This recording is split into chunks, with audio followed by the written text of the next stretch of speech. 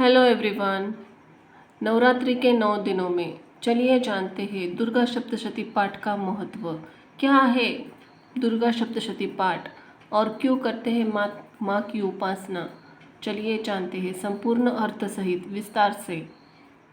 नवरात्रि में जो लोग माँ की विशेष पूजा उपासना करते हैं उन पर माँ की बड़ी कृपा होती है। नवरात्रि के 9 दिनों का व्रत रखना, श्री दुर्गा सप्तशती के संपूर्ण 13 अध्यायों का पाठ करना बड़ा ही महात्म्य बताया गया है। शास्त्रों में कवच, अग्रला, कली के पाठ के उपरांत श्री दुर्गा सप्तशती के पाठ के स्वस्वर पाठ से समस्त अमंगलों का नाश होता है। माता की बड़ी कृपा से सुख, शांति, यश, कीर्ति, धन, धान्य, आरोग्य, बल बुद्धि ये सब प्राप्त होता है। भक्तों द्वारा श्री दुर्गा सप्तशती का पाठ माता को अत्यंत प्रिय है। परंतु सप्तशती में 700 श्लोक है जो 13 अध्याय में आते हैं। माता भक्तों के मन की इच्छा रहती है वो कम से कम नवरात्र में दुर्गा सप्तशती का पाठ नियमित से कर ले, परंतु 700 श्लोक पाठ करने में समय लगता है। बहुत लोग इसी डर से पाठ का आरंभ नहीं करते। प्रतिदिन न कर पाए तो दोष लगेगा। नौकरी आदि व्यस्तता से समय की दिक्कत होने के कारण ऐसा भक्तों को बताना चाहते हैं कि उन्हें परेशान होने की आवश्यकता नहीं है। दुर्गा सप्तशती का पाठ क्यों किया जाता है। नवरात्रि में दुर्गा सप्तशती का पाठ किसी भी तरह का अनिष्ट का नाश हो जाता है। परिवार में सुख समृद्धि आती है। चिंता और क्लेश, शत्रु बाधा से मुक्ति दिलाता है, लेकिन इसके शुभ फल प्राप्त करने के लिए इसका पाठ सही तरीके से करना बहुत ज़रूरी है। दुर्गा सप्तशती का अर्थ क्या है। देवी महात्म्य, देवी की महानता का बखान हिंदू एक धार्मिक ग्रंथ है जिसमें देवी दुर्गा महिषासुर नामक राक्षस के ऊपर विजय का वर्णन है। यह मार्कंडेय पुराण का अंश है। इसमें 700 श्लोक होने के कारण इसे दुर्गा सप्तशती कहते हैं। इसमें सृष्टि की प्रतीकात्मक व्याख्या की गई है। दुर्गा सप्तशती की कहानी क्या है। प्रथम चरित्र में इसका अध्याय है जिसमें मधु और कैटभ के वध की कथा मिलती है। मध्यम चरित्र में इसका दूसरा, तीसरा और चौथा अध्याय जिसमें सेना सहित महिषासुर के वध की कथा है, और उत्तम चरित्र जिसमें 5 से लेकर 13 अध्याय है जिसमें शुंभ निशुंभ का वध कथा एवं सूरत एवं वैश्य को मिले देवी का वरदान से कथा से मिलता है। दुर्गा सप्तशती का पाठ कब करना चाहिए। जो मनुष्य रविवार के दिन दुर्गा सप्तशती का पाठ करता है उसे 9 गुना अधिक फल की प्राप्ति होती है। चलिए जानते हैं माता श्री दुर्गा सप्तशती का प्रथम अध्याय संपूर्ण हिंदी में अर्थ सहित। जय हो माँ दुर्गाए नमो नमः। आदि शक्ति उदय उदय। हिंदी अनुवाद। माँ को प्रणाम कर कर महर्षि ऋषि का राजा सूरत और समाधि को देवी की महिमा बताना। महर्षि मार्कंड बोले, सूर्य के पुत्र सर्वाणी की उत्पत्ति की कथा विस्तार पूर्वक सुनाता हूँ, सुनो। सर्वाणी महामाया की कृपा जिस प्रकार मनवंतर के स्वामी पर हुए उसका हाल भी सुनो। पहले स्वरो ऋषि नामक का एक राज्य था। वह अपनी प्रजा और अपने पुत्रों को समान मानते थे, तो भी वो कोला विध्वंसी राजा के शत्रु बन गए। दुष्टों को दंड देने वाले राजा सूरत और उनके साथ लड़ाई हुई। कोला विध्वंसियों के संख्या में कम होने पर भी राजा सूरत युद्ध में उनसे हार गए। तब वह अपने नगर में आ गए। केवल अपने ही देश का राज्य उनके पास रह गया और वह उसी देश में राजा होकर राज्य करने लगे, किंतु उनके शत्रुओं उन पर वहाँ भी आक्रमण किया। राजा को बलहीन देखकर उसके दुष्ट मंत्रियों ने राजा की सेना और खजाना अपने अधिकार में कर लिया। राजा सूरत अपने राज्य अधिकार को हार कर शिकार खेलने के बहाने घोड़े पर सवार होकर वहाँ एक भयंकर वन की ओर चले गए। उस वन में उन्होंने महर्षि मेधा का आश्रम देखा। वहाँ मेधा महर्षि अपने शिष्यों तथा मुनियों से सुशोभित बैठे हुए थे और वहाँ कितने ही हिंसक जीव परम शांति भाव से रह रहे थे। राजा सूरत ने महर्षि मेधा को प्रणाम किया। महर्षि ने भी उनका उचित सत्कार किया। राजा सूरत महर्षि के आश्रम में कुछ समय तक ठहरे।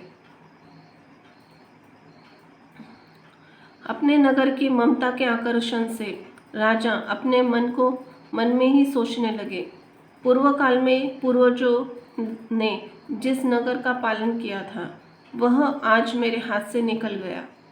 मेरे दुष्ट एवं दुरात्मा मंत्री ने मेरे नगर की अब धर्म से रक्षा कर रहे होंगे या नहीं। मेरा प्रधान हाथी, जो किसी सदा मद की वर्षा करने वाला और शूरवीर था, मेरे वैरियों के वश में होकर न जाने क्या दुख भोग रहा होगा। मेरे आज्ञाकारी नौकर, जो मेरी कृपा से धन और भोजन पाने में सदैव सुखी रहते थे और मेरे पीछे पीछे चलते थे, अब निश्चय ही दुष्ट राजाओं के अनुसरण करते होंगे तथा मेरे दुष्ट एवं दुरात्मा मंत्रियों द्वारा व्यर्थ ही धन को व्यय करने से संचित किया हुआ मेरा खजाना एक दिन अवश्य खाली हो जाएगा। इस प्रकार ऐसे बहुत सी सारी बातें सोचता हुआ राजा निरंतर दुखी रहने लगा। एक दिन राजा सूरत ने महर्षि मेधा के आश्रम के निकट एक वैश्य को देखा। राजा ने उससे पूछा, भाई तुम कौन हो? यहाँ तुम्हारे आने का क्या कारण है? तुम मुझे शोकग्रस्त सामने से दिखाई देते हो, इसका क्या कारण है? राजा ने यह नम्र वचन सुन वैश्य ने महाराज सूरत को प्रणाम करके कहा। वैश्य बोला, राजन, मेरा नाम समाधि है। मैं धनियों के कुल में उत्पन्न हुआ वैश्य हूँ। मेरे दुष्ट स्त्री पुत्रों ने मेरा लोभ से मेरा सब धन छीन लिया है, मुझे घर से बाहर निकाल दिया है। मैं इस तरह दुखी होकर वन में चला आया हूँ और यहाँ रहता हूँ। मैं इस बात को भी नहीं जानता कि आप घर में कैसे सब कुशल है या नहीं। यहाँ मैं अपने परिवार का आचरण संबंधी कोई समाचार भी नहीं पा सकता कि वह घर में इस समय कुशल पूर्वक है या नहीं। मैं अपने पुत्रों के संबंध में यह भी नहीं जानता कि वह सदाचारी है या दुराचारी में फंसे हैं। राजा बोले, जिस धन के लोभी स्त्री पुत्रों ने तुम्हें घर से निकाल दिया है, फिर भी तुम्हारा चित्त उनसे क्यों प्रेम करता है? वैश्य ने कहा, मेरे विषय में आपका कहना ठीक है, किंतु मेरा मन इतना कठोर नहीं है। यद्यपि उन्होंने धन के लोभ में पड़कर पितृ सिंह को त्याग कर मुझे घर से निकाल दिया है, तो भी मेरे मन को उनके लिए कठोरता नहीं आती। हे महात्मते, मेरा मन फिर भी उन्होंने क्यों फंसा रहा है, इस बात को जानता हुआ हूँ भी नहीं जान रहा। मेरा चित्त उनके लिए दुखी है। मैं उनके लिए लंबी लंबी सांसें ले रहा हूँ। उन लोगों ने मेरे प्रेम को नाम को भी नहीं है, फिर भी ऐसे निस्संयों के लिए मेरा हृदय कठोर नहीं होता। महर्षि मार्कंडेय ने, हे कहा ब्राह्मण। इसके पश्चात महाराज सूरत और वह वैश्य दोनों महर्षि मेधा के समीप गए और उनके साथ साथ यथा योग न्याय संभाषण करने दोनों ने वार्ता आरंभ की। राजा बोले, हे भगवान, मैं आपसे एक बात पूछना चाहता हूँ, सो आप कृपा करके मुझे बताइए। मेरा मन अधीन नहीं है, इससे मैं बहुत दुखी हूँ। राज्य धनाधिक की चिंता अभी तक मुझे बनी हुई है और मेरी ममता अज्ञानियों की तरफ बढ़ती जा रही है। और यह समाधि नामक वैश्य ने भी अपने घर से अपमानित होकर आया है। इसके स्वजनों ने इसे त्याग दिया है। स्वजनों से त्यागा हुआ यह हार्दिक प्रेम रखता है। इस तरह हम दोनों भी दुखी है।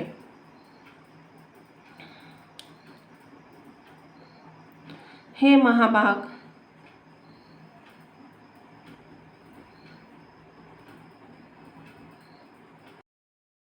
महाभाग, उन लोगों के अवगुणों को देखकर भी हम दोनों के मन में उनके लिए ममता और जनित आकर्षण उत्पन्न हो रहा है।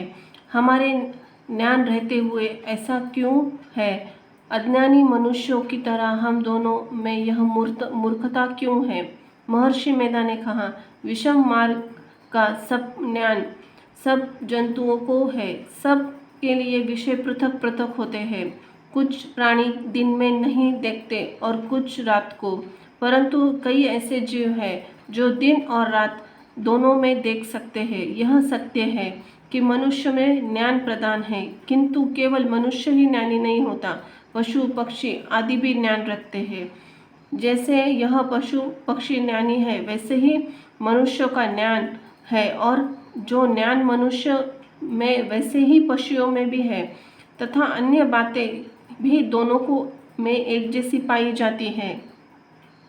ज्ञान होने पर इन पक्षियों की ओर देखो कि अपनी भूख से पीड़ित बच्चों की चोंच में कितने प्रेम से अन्न डालते हैं। हे राजन, ऐसा भी प्रेम मनुष्यों के में अपनी संतान के प्रति पाया जाता है। लोभ के कारण अपने उपकार का बदला पाने के लिए मनुष्य पुत्रों की इच्छा करते हैं और इसी प्रकार मोह के गड्ढे में गिरा करते हैं। भगवान श्री हरि की जो माया है, उसी से संसार मोहित हो रहा है। इसमें आश्चर्य की बात नहीं है, क्योंकि भगवान विष्णु की यह योग निद्रा है।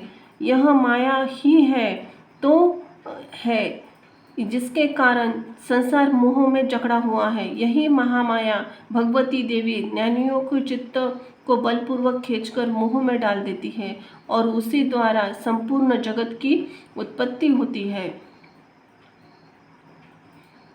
यह भगवती देवी प्रसन्न होकर मनुष्य को मुक्ति प्रदान करती है। यही संसार के बंधन का कारण है तथा संपूर्ण ईश्वरों की स्वामिनी है। महाराज सूरत ने पूछा, भगवान, वह देवी कौन सी है जिसको आप महामाया कहते हैं? हे ब्राह्मण, वह कैसे उत्पन्न हुई और उसका कार्य क्या है? उसके चरित्र कौन कौन से हैं? प्रभो, उसका कैसा प्रभाव है, जैसा स्वरूप हो, वह सब पर कृपा मुझसे कहिए, मैं आपसे सुनना चाहता हूँ। महर्षि मेधा बोले, राजन, वह देवी नित्य स्वरूपा है। उसके द्वारा यह संसार रचा गया है। तब भी उसकी उत्पत्ति के अनेक प्रकार से होती है। वह आप मुझसे सुनो। वह देवताओं का कार्य सिद्ध करने के लिए प्रकट होती है। उस समय वह उत्पत्ति हुई कहलाती है। संसार को जलमय करने से जब भगवान विष्णु की योग निद्रा का आश्रय लेकर शेष शैया पर सो रहे थे, तब मधु और कैटभ नाम के दो असुर उनके कानों के मेल से प्रकट हुए और श्री ब्रह्मा जी को मारने के लिए तैयार हो गए। श्री ब्रह्मा जी ने जब उन दोनों अपने आते हुए देखा और यह देखा कि भगवान विष्णु योग निद्रा का आश्रय लेकर सो रहे हैं, तो वह उसी समय श्री भगवान को जगाने के लिए उनके नेत्रों में निवास करने वाली योग निद्रा की स्तुति करने लगे। श्री ब्रह्मा जी ने कहा, हे देवी, तुम स्वाहा, तुम स्वधा, तुम ही वह षटकार हो, स्वर भी तुम्हारा स्वरूप है, तुम ही जीवन देने वाली सुधा हो। नित्य अक्षर प्रणव में उकार, अकार, मकार, इन तीनों में माताओं के रूप में तुम स्थित हो। उनके अतिरिक्त बिंद पद अर्धमात्रा है, जिसका विशेष रूप से उच्चारण नहीं किया जाता। हे देवी, वह तुम ही हो। हे देवी, संध्या, सावित्री तथा परम जननी तुम ही हो। तुम इस विश्व को धारण करने वाली हो। तुम ही इस जगत की रचना ही की है। तुम ही जगत का पालन करने वाली हो। तुम कल्पों के अंत में सबको भक्षण करने वाली हो। हे देवी, जगत की उत्पत्ति के समय तुम सृष्टि रूपा होती हो, पालन काल में स्थित रूपा और कल्प काल में अंत में संहार रूपा धारण कर लेती हो। तुम ही महाविद्या, महामाया, महावेदा, महारात्रि और मोहरात्रि हो। ही श्री ईश्वरी और बोध स्वरूपा बुद्धि भी तुम ही हो। लज्जा, पुष्टि, तुष्टि, शांति और क्षमा तुम ही हो। तुम खड़ग धारिणी, शूल धारिणी, घोर रूपा तथा गदा, चक्र, शंख, धनुष धारण करने वाली हो। बाण, भूषुंडी और यह भी तुम्हारे अस्त्र है। तुम सौम्य और सौम्यतर हो। यही नहीं बल्कि जितनी भी सौम्य तथा सुंदर वस्तुएं संसार में है, उन सबसे बढ़कर सुंदर तुम हो। पर और अपर सबसे पर रहने वाली सुंदर तुम ही हो। हे सर्वस्वरूपे देवी, जो भी सतत पदार्थ है और उनमें से जो शक्ति है वह तुम ही हो। ऐसी अवस्था भला तुम्हारी स्तुति कौन कर सकता है। इस संसार की सृष्टि, पालन और संहार करने वाले जो भगवान हैं, उनकी भी जब तुमने निद्रा की वशीभूत कर दिया है, तो फिर तुम्हारी स्तुति कौन कर सकता है। मुझे भगवान विष्णु तथा भगवान शंकर को शरीर धारण करने वाली तुम ही हो। तुम्हारी स्तुति करने की शक्ति किसमें है। हे देवी, तुम अपने इन उदार प्रभावों के कारण ही प्रशंसनीय हो। मधु और कैटभ जो भयंकर असुर है, इन्हें मोह में डाल दो और श्री हरि भगवान विष्णु को जल्दी जगा दो और उनमें इनको मार डालने की बुद्धि भी उत्पन्न कर दो। महर्षि मेधा बोले, हे राजन, जब ब्रह्मा जी ने देवी से इस प्रकार स्तुति करने पर भगवान को जगाने तथा मधु और कैटभ को मारने के लिए कहा, तो वह भगवान श्री विष्णु के नेत्र, मुख, नासिका, बाहु, हृदय और वक्षस्थल से निकल ब्रह्मा जी के सामने खड़ी हो गई। उनका ऐसा करना था कि भगवान श्री हरि तुरंत जाग कर उठे और दोनों असुरों को देखा, जो अत्यंत बलवान और पराक्रमी थे और मारे क्रोध के जिनके नेत्र लाल हो रहे थे और जो ब्रह्मा जी का वध करने के लिए तैयार थे। तब क्रूर हो उन दोनों दुरात्मा असुरों के साथ भगवान श्री हरि पूरे 5000 साल वर्ष तक लड़ते रहे। एक तो वह अत्यंत बलवान तथा पराक्रमी, तो दूसरे महामाया ने उन्हें भी मोह में डाल रखा था। अंततः वह श्री भगवान से कहने लगे कि हम दोनों तुम्हारी वीरता से अत्यंत प्रसन्न हैं, तुम हमसे कोई भी वर मांगो। भगवान ने कहा कि यदि तुम मुझ पर प्रसन्न हो तो अब तुम मेरे हाथों से मर जाओ। बस इतना सा ही वर मैं तुमसे मांगता हूँ। यहाँ दूसरे वर से क्या प्रयोजन है। महर्षि मेधा बोले, इस तरह से जब वह धोखे में आ गए और अपने चारों ओर जल ही जल देखा, तो भगवान श्री हरि कहने लगे, जहाँ जल न हो, सूखी जमीन न हो, उसी जगह हमारा वध कीजिए। महर्षि वेदा कहते हैं, तथास्तु कहकर भगवान श्री हरि ने उन दोनों पर अपनी जांघ पर लेटाकर उन दोनों के सिर काट डाले। इस तरह से देवी श्री ब्रह्मा जी की स्तुति करने पर प्रकट हुई थी। अब तुम से उनके प्रभाव का वर्णन करता हूँ, सो सुनो। श्री मार्कंड पुराणे सावर्ण के मन्वंतरे देवी महात्म्य मधु कैटभ वधो नाम प्रथम अध्याय संपूर्ण। धन्यवाद।